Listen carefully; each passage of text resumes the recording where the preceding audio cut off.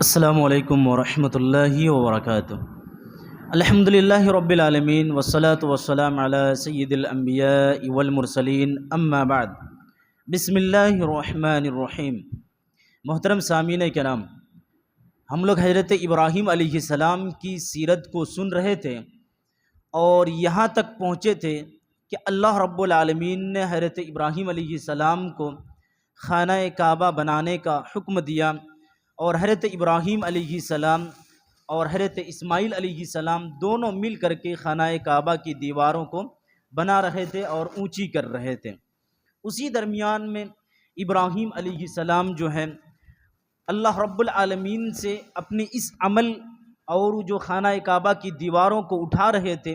اس کام کی اور اس نیک عمل کی قبولیت کے لیے اللہ رب العالمین سے دعا کر رہے تھے اور کہہ رہے تھے کہ یا اللہ، جو ہم یہ عمل کر رہے ہیں تو اس عمل کو قبول فرما اور نیکی اور ثواب کا ذریعہ بنا۔ حضرت ابراہیم علیہ السلام جب خانہ کعبہ کو تعمیر کر چکے اور بنا چکے،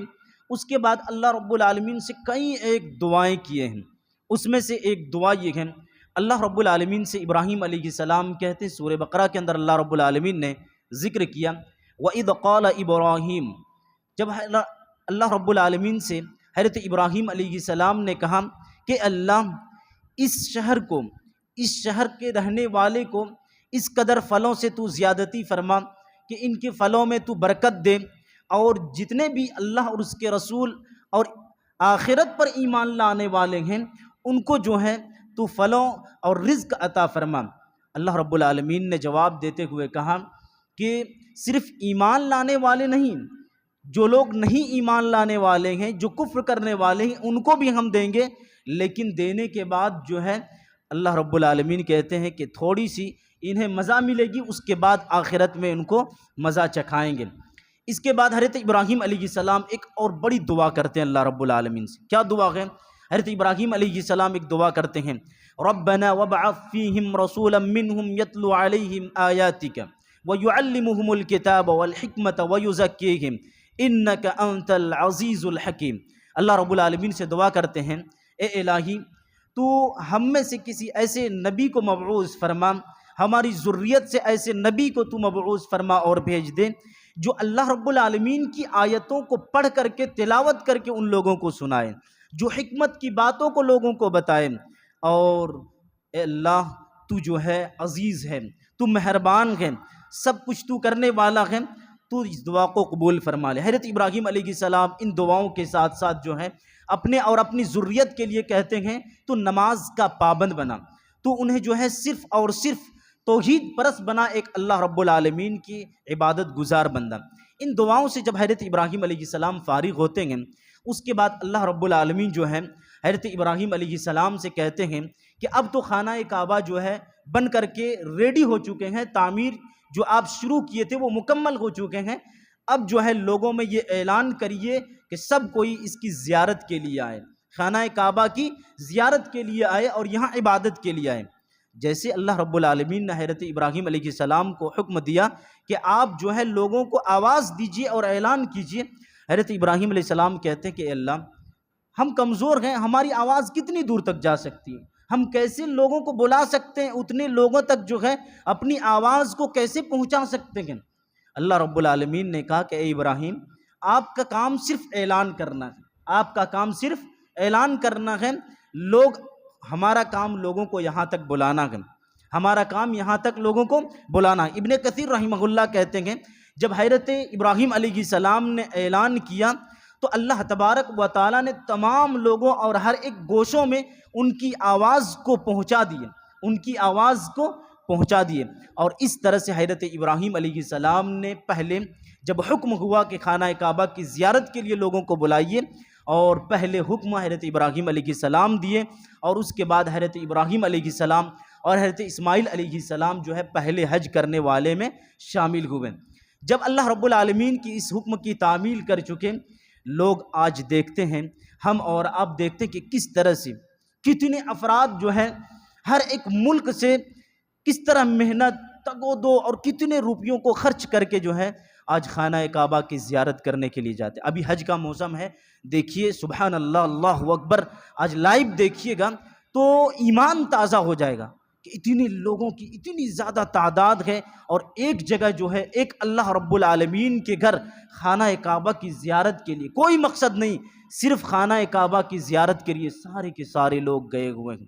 اللہ اکبر! یہ اللہ رب العالمین نے جو ہے امت مسلمہ کو اس طرح سے ایک جگہ اکٹھا ہونے اور ایک پلیٹ فارم پر جمع ہونے کا ایک موقع دیا ہے اللہ رب العالمین، کہ تمام ممالک سے جو ہے لوگ جاتے ہیں، اور اسی طرح سے اس ملک کے بھی شکریہ ادا کرنا چاہیے جو ہر ایک طرح کے انتظامات کرتے ہیں۔ ابھی دیکھیے نا، ہر ایک چیز میں آپ جہاں بھی دیکھیے، چاہے ایمبولینس کا معاملہ ہو، چاہے ڈاکٹر کا معاملہ ہو، چاہے گرمی کا معاملہ ہو، ان تمام چیزوں کی رعایت کرتے ہوئے، چاہے وہاں کے سیکورٹی گارڈ کا معاملہ ہو، ہر ایک چیز کے معاملے میں آپ اٹھا کر کے دیکھیے الحمدللہ۔ اور اللہ رب العالمین کا شکر ہے کہ اللہ تبارک و تعالی نے جس طرح سے ان لوگوں کو دیے ہیں، اس طرح سے حاجیوں کے اوپر خرچ کر رہے ہیں، اور جتنے لوگ جس طرح سے وہاں پہنچ رہے ہیں، اور جو گرمی کا موسم ہے، اس اعتبار سے اگر دیکھا جائے تو بہت ساری سہولیات لوگوں کے لیے اور حجاج کرام کے لیے فراہم کرے۔ یہ اللہ رب العالمین کا شکر ہے جو اللہ تبارک و تعالی نے ان لوگوں کو دیے ہیں، اور ساتھ ہی ساتھ اس ملک والے کا بھی شکریہ ادا کرتے ہیں ہم لوگ کہ وہ ملک والے اس قدر حجاج کرام کی خدمت بھی کرتے ہیں۔ تو ابراہیم علیہ السلام اس طرح سے خانہ کعبہ کی جو ہے تعمیر کرنے کے بعد اعلان کرتے ہیں اللہ رب العالمین کے حکم سے، اور آج ہم اور آپ دیکھتے ہیں کہ کس طرح سے تمام ممالک سے لوگ حج کرنے کے لیے وہاں پہنچتے ہیں، خانہ کعبہ کی زیارت کے لیے پہنچتے ہیں۔ اب آئیے، حضرت ابراہیم علیہ السلام کے ایک بیٹے اسماعیل کا ذکر تو کر چکے ہیں، اب اسحاق علیہ السلام کا ذکر آپ کے سامنے کرتے ہیں۔ حضرت اسحاق علیہ السلام جو ہے ابراہیم علیہ السلام کے دوسرے لڑکے ہیں، جو سارہ علیہ السلام کے بطن سے پیدا ہوئے۔ جب اللہ تبارک و تعالی نے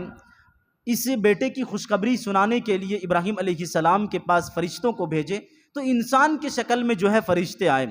حضرت ابراہیم علیہ السلام، آپ پڑھیں گے قرآن کو تو بہت زیادہ مہمان نواز تھے۔ بہت سارے مورخین نے یہاں تک لکھے ہیں کہ حضرت ابراہیم علیہ السلام کھانے میں دسترخوان پر اس وقت تک نہیں بیٹھتے تھے جب تک کہ ایک مہمان کو اپنے ساتھ لے کر کے نہیں کھاتے تھے۔ اللہ رب العالمین ہم میں سے ہر ایک کو یہ چیز کی توفیق دے، کم از کم اتنا کہ مہمان آئے تو اس کی طرف توجہ دیں اور اس کی مہمان نوازی کریں۔ بہرحال ابراہیم علیہ السلام بہت بڑے مہمان نواز تھے، تو آئے انسان کے شکل میں فرشتے آئے تھے۔ آئے ابراہیم علیہ السلام نے جو ہے ان کے لیے بھون کر کے گوشت کو لائے، تو کہا کھانے کے لیے پیش کیا اور کہا کہ کھائیے۔ دیکھ رہے ہیں کہ کھانے کا حکم بھی دیا جا رہا ہے، ابراہیم علیہ السلام کھانے کے لیے کہہ رہے ہیں، پھر بھی فرشتے جو ہے کھا نہیں رہے ہیں۔ بہرحال ابراہیم علیہ السلام کو جو ہے وہ فرشتے جو ہے جب دیکھیں کہ ابراہیم علیہ السلام بار بار ضد کر رہے ہیں، اور کچھ دیر کے بعد ابراہیم علیہ السلام ڈرنے لگے کہ یہ ہمارے پاس مہمان آئے ہوئے کھانے کے لیے پیش کر رہے ہیں لیکن کھانا نہیں کھا رہے، کیا بات ہے؟ تو فرشتے نے محسوس کر لیا ان کے ڈر کو، پھر کہا کہ دیکھو میں اللہ رب العالمین کی جانب سے ہم لوگ بھیجے ہوئے فرشتے ہیں، اور فلاں بیٹے کی خوشخبری دینے کے لیے آئیں۔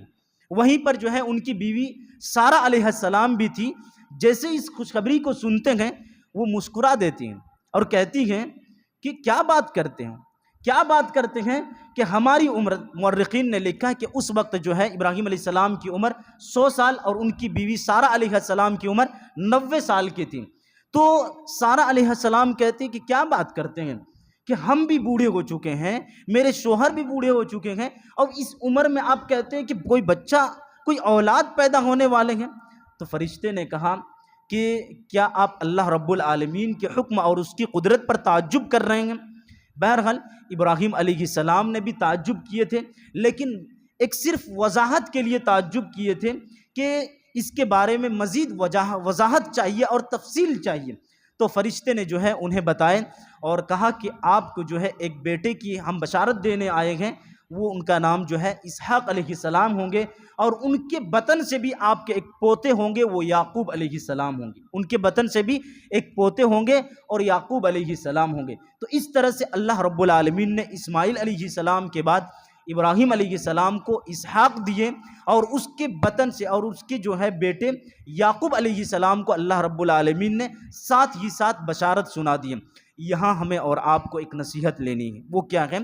کہ ہمیں اور آپ کو جو ہے اولاد سے مایوس نہیں ہونا ہے۔ اسی کے اندر اللہ رب العالمین نے ذکر کیا ہے، فرشتے نے کہا کہ آپ بوڑھے ہو چکے ہیں، ٹھیک ہے، لیکن کیا اللہ رب العالمین کی رحمت سے آپ مایوس ہو رہے ہیں؟ تو ابراہیم علیہ السلام نے اس وقت جواب دیا کہ اللہ تبارک و تعالیٰ کی رحمت سے صرف جو ہے کافر ہی مایوس ہوا کرتے ہیں۔ کون؟ صرف کافر ہی مایوس ہوا کرتے ہیں۔ تو ہمیں اور آپ کو ایک بڑی نصیحت یہ ملتی ہے کہ اللہ رب العالمین اولاد دیں گے۔ بہت سارے ایسے ہیں جو اولاد کے خواہش مند، بہت سارے ایسے ہیں جو اولاد کے لیے دعا کرتے ہیں، 10 سال گزر گئے، 15 سال گزر گئے، اولاد نہیں، لیکن اولاد چاہتے ہیں، اللہ رب العالمین سے دعا کرتے ہیں۔ اتنے سال بھی اگر گزر گئے تو اللہ رب العالمین کی رحمت سے ہمیں اور آپ کو مایوس نہیں ہونا ہے، کیونکہ انبیاء کرام کی مثال ہمارے سامنے موجود ہے کہ اتنے سال ہو گئے لیکن اللہ رب العالمین نے کہا کہ اگر رب کی قدرت ہو اور رب کی رحمت ہو تو اللہ رب العالمین ہمیں اور آپ کو جو ہے اولاد دے دیں گے۔ اس تعلق سے جو ہے ایک اور بات یہ کہنی ہے کہ بہت سارے ایسے لوگ جو اولاد نہ ہونے کی وجہ سے اپنی بیوی کو چھوڑ دیتے ہیں، یا ان کا شوہر یا ان کے گھر والے جو ہے اس عورت کو طعنہ دیتے ہیں، یہ بہت ہی غلط ہے، یہ بہت ہی غلط ہے۔ وہ عورت جس کو ہم اور آپ طعنہ دیتے ہیں اور بار بار اس کے بارے میں کہتے ہیں، ذرا سوچئے تو صحیح، کیا ان کے دل میں یہ تڑپ نہیں ہے کہ میری کوئی اولاد ہو جائے، میرا کوئی بیٹا بیٹی ہو جائے؟ کیا ان کے دل میں یہ تڑپ نہیں ہے؟ ان کے دل میں یہ تڑپ ہے، اور اس تڑپ کو لے کر کے وہ جیتی ہیں۔